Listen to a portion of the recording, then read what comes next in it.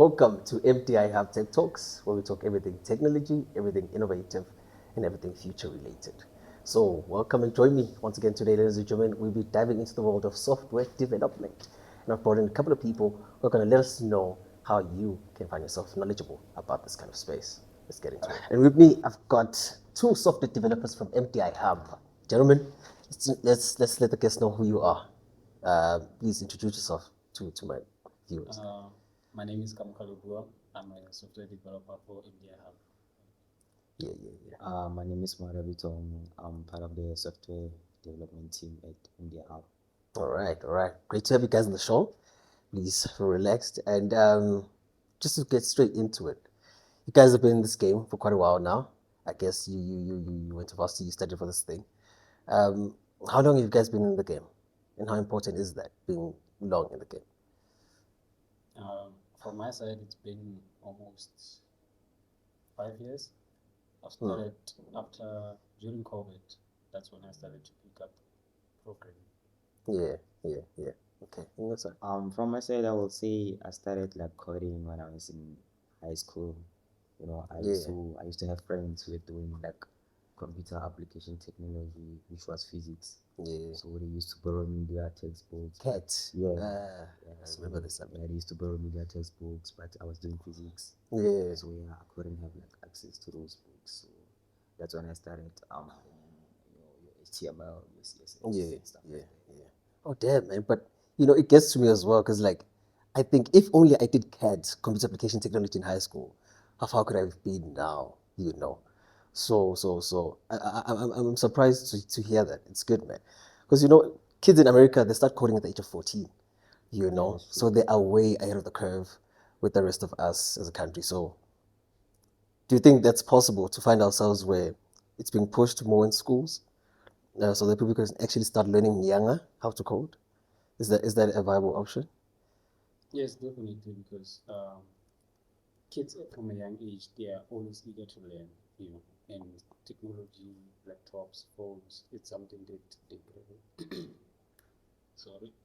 it's something that they gravitate towards. You don't think coding is too complicated to start at a young age? No, because, for example, kids from young age, they can learn multiple languages. If you go to China, you go to Spain and whatnot, they'll be able to easily pick up that new language faster than you can. True. So coding is just another language to learn. All right. So take me through your journey at MDIHUB. How long have you been here, and how's it been treating you? How's it different? How's the school different from the real work experience? Starting with me, I've been to MDIHUB, I think around, it's been like almost a year and 6 months, 7 months, somewhere there. And I don't want to lie, I've learned quite a lot. And with the experience that I came in with, I thought I knew better. But as you keep on doing more projects, that's when you start to realize like there's still more to learn. There's a lot more to And learn. even today, I'm still learning. Talking about more to learn, man, it just keeps me going back to this question of AI being applied into coding nowadays. We all know there's just got lovable AI, which is, I think, a very common one that people can just use to create websites from scratch. So how are you guys coping up with the large scale of AI into the software space? Yeah, for sure, because the market already now has already have adapted to the AI space. Therefore, already access to AI is no longer a problem. Everyone has access.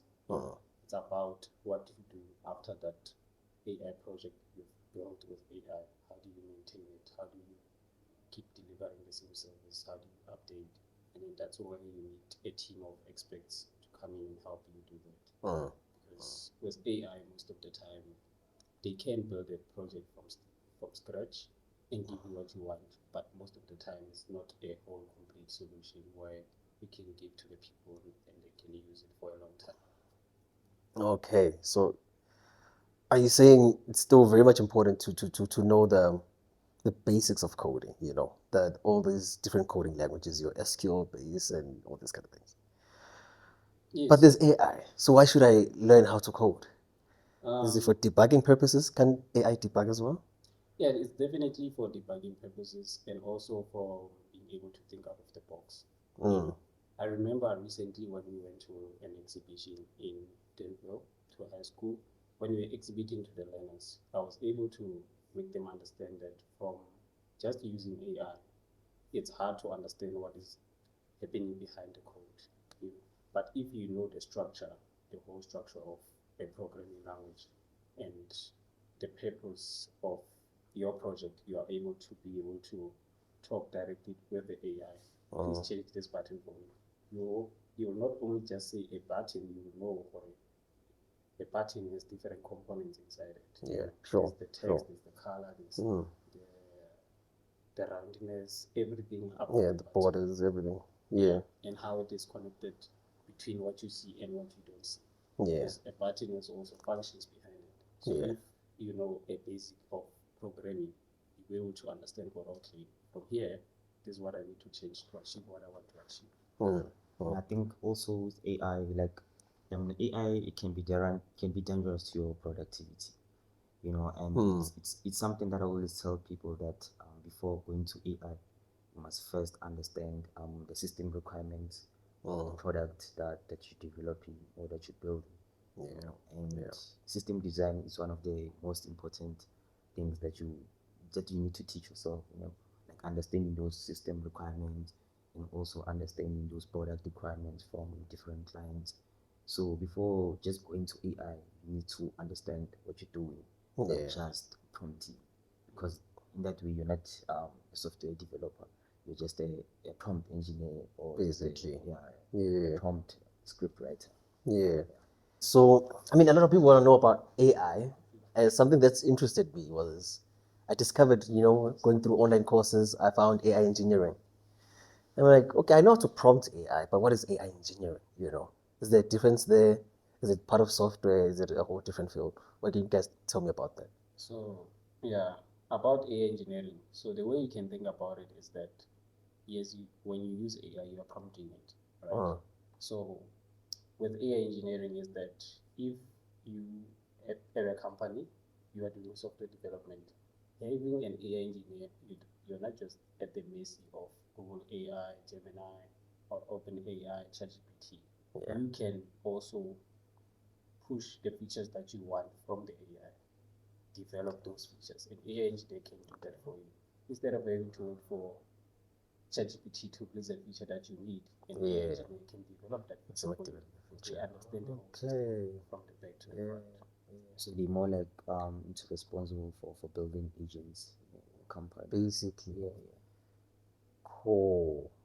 So with the emergence of these different AI guys, do you think it matters that you're using the latest one, or you just need to prompt your AI to be a specific way? Because so many people talk about you need to prompt your AI in order to get the right answer properly out of it, right? But do you think Grok is better than Claude, or it doesn't matter which one I'm using? I would say it's more specifically catered to your department and what you're trying to do with the AI. Yeah. Similar to the father of AI, they call him Andre. Yeah. Father of AI. What is his name? Sharp. Okay, we'll put it down the screen somewhere. Similar to the father of AI, he mentioned that with ChatGPT, you can get high accuracy with the questions that you need from school to how to write a script to how to develop something. But ask it a basic question for it. Do I have to take my car to go to a car wash? Or can I just go to the car wash easily? What was the question? I forgot it. But basically, the basic questions it can't give you. That is crazy. But yeah. Okay, sure. Cool. All right. Let's just track back. Let's track back. Let's track back from AI. Let's go back to What was the example we're gonna? what you guys have been doing. You guys have been looking at a hub for a while, right? It's been over a year or something like that. How has it been dealing with the different kinds of projects you're working on here? Any outlier projects that you guys have been enjoying the most, or things that have been challenging the most that you can share with the people? Yeah, a lot of projects at the hub, they are I would say most of them, if not all of them, they are all challenging. So you have to bring up your A game into each and every project. For example, this other one we recently did and we hosted hackathons for with actually it's called the Flux. So that project as a whole, it was for me the most challenging and the most one that I had to think outside of the box. Okay, since it was the most challenging for you, did you use AI to help you build it? Yes, definitely. Okay, got you. I think Sweet. from my side, Yeah. there's this other project that we're still busy with, but the first phase of it, we actually done with it. We actually done with the website of that project. So the front end, basically. No, yeah, the front end and the Okay. whole back end, whole full project Is of it? Okay. And then right now, we are still in the second phase of it. So right now, we're converting that website into like a mobile application. Okay. And yeah, that project has been challenging. I don't want to lie, because it requires like a lot of client engagement into it each and every week or each and every after 2 weeks. You want to report to your client, and also it's not easy. I don't want to lie. Coming back from a client, telling you that you need to change this, you need to change this color, you need to change this button. So yeah, like you need to be patient. Yeah. Cool. So you guys, you basically find it easier to do. Is it easier? Let me ask this way. Is it easier to do projects on your own?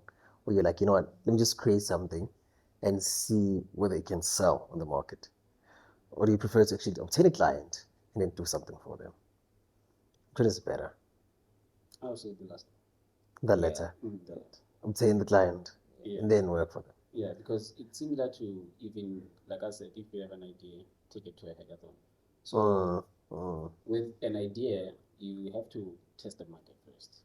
Because you don't want to spend too much building something that nobody wants. Right, exactly. So you have to test the market, see if people are buying in it, if someone is interested, if they're interested, have a talk with them. Yeah. Find out, okay, this is how I'm gonna do it. You agree? Where are we? And also, I think with my experience, every time like when you try to pitch an idea to a client, most of the time like they actually know what they want, but it's more like they don't believe in what you're pitching.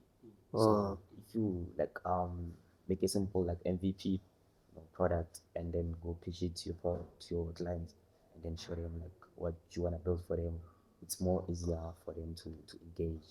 And also they can also advise you like this is the colors that you're using, this is the buttons that you can use for the website or whatever that application that you'll be building for them. So I think the best strategy if you want to get more clients when you're building a software solution is to always like have a simple MVP.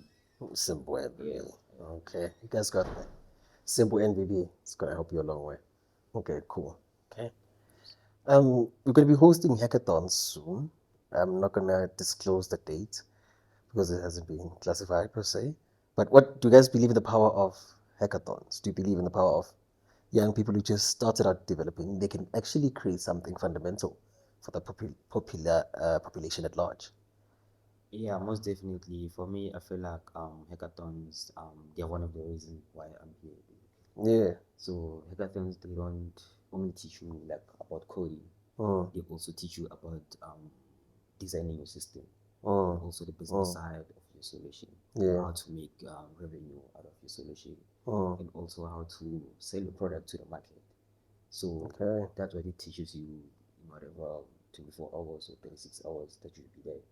So I think it's a great concept when you need to put different developers or your UIX developers in one venue. Yeah, and see what actually comes out of it. Cool.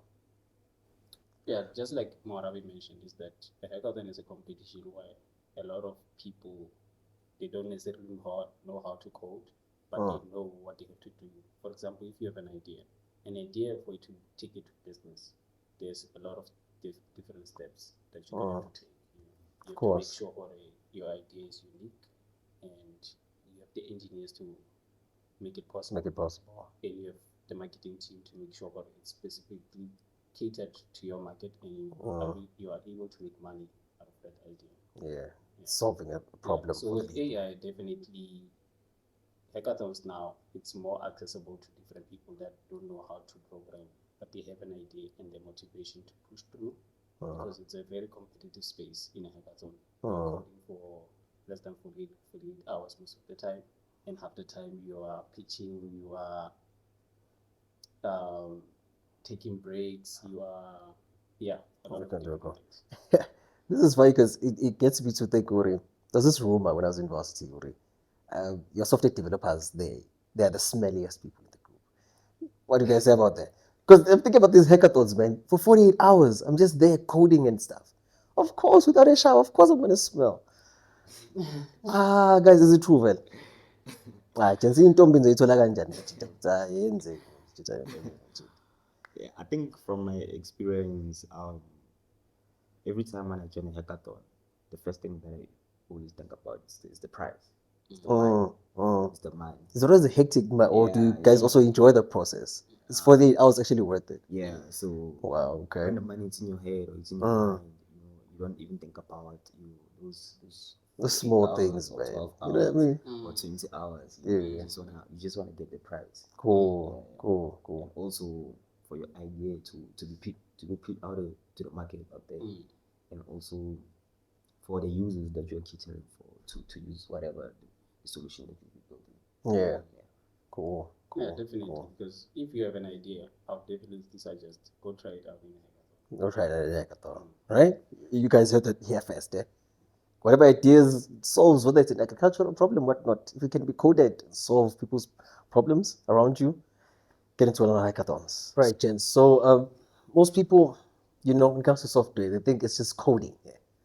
Just you're always on your laptop, just writing code the whole time. Is there more to that? I heard you guys talk about systems design. Is there a different part of it? What else is there besides you guys coding all day? Yeah, I would say like coding is more like it's huge. Yeah. So there's different aspects to it.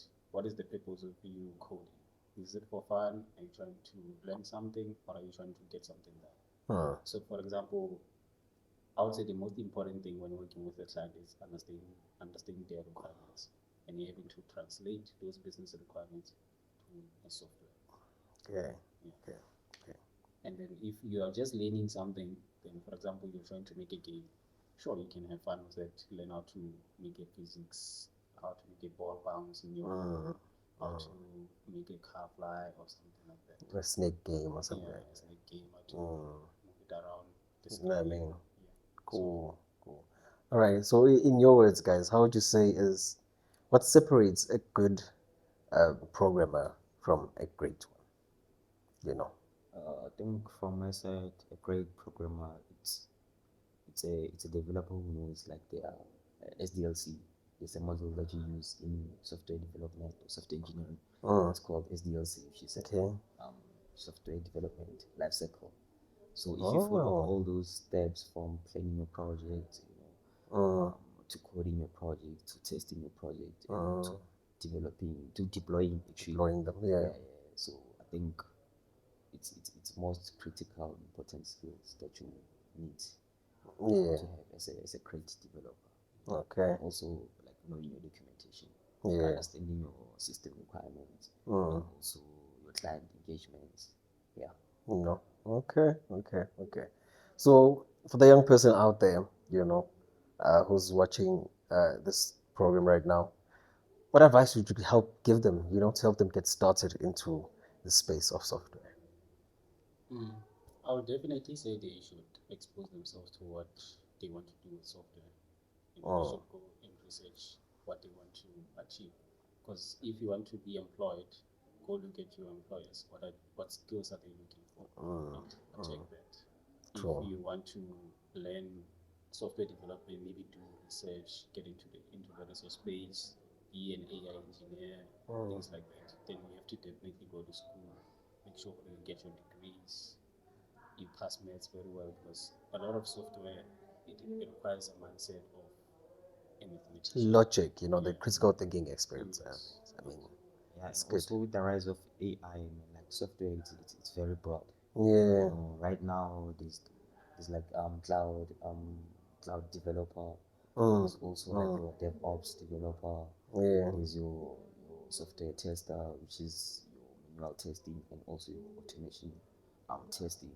So I feel like you need to distinguish yourself and ask yourself like what do you really want to do into software, and whatever that you will be choosing, just focus on whatever that you do.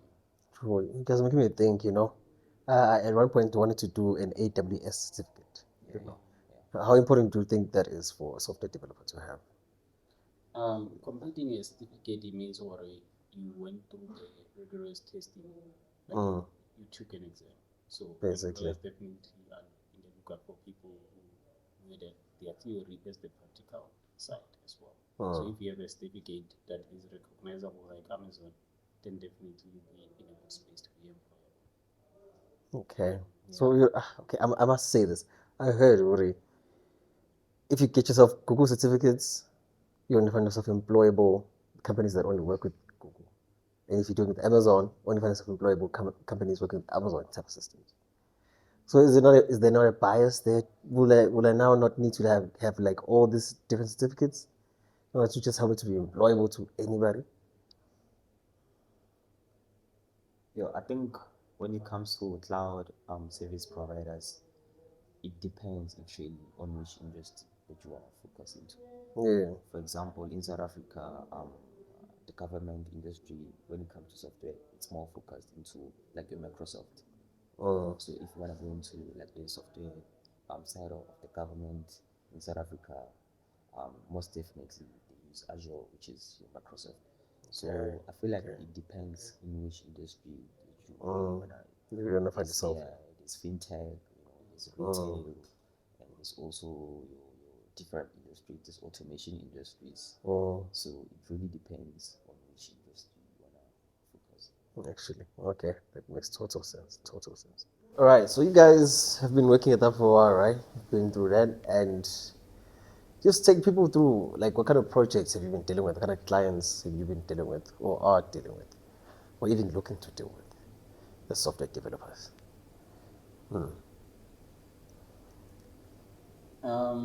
A lot of projects at the hub that we do are mainly based or are coming from clients that are from medium to large scale projects. For example, the one we recently built was DevBlocks. That one is a large scale project. It was for in-house though. So I'm just using it as an example to prevent from talking about the clients.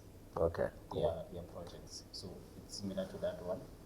And from also medium projects include like apps. You want to make an app for your store. You want to create a store, an online store. You can make an app for that, and we do also websites, management systems that involve different kinds of users. You are taking data from different perspectives, and you want them in one platform. Okay, let me just hold you there. You mentioning management systems, right? That got me thinking, Uti.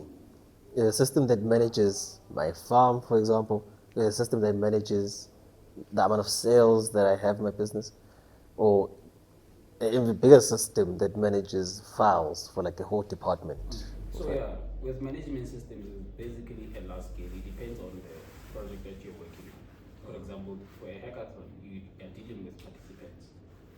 After they apply and register through your platform, you have to review their applications.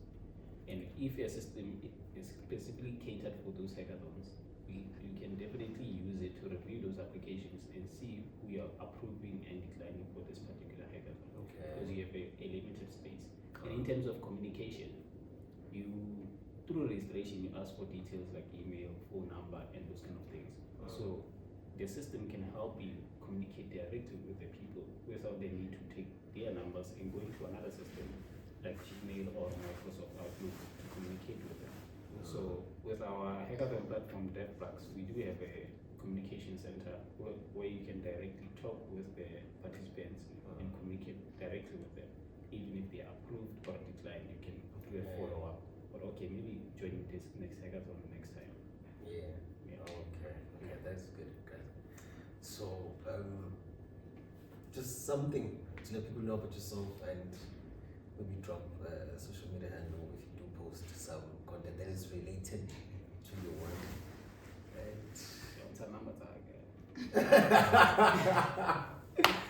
That is it. Guys, these are people from software, and as you guys heard it, this is us from MDIHUB. Keep innovating. This is your technology talks. And like, share, subscribe, and I'll see you until next time. What up?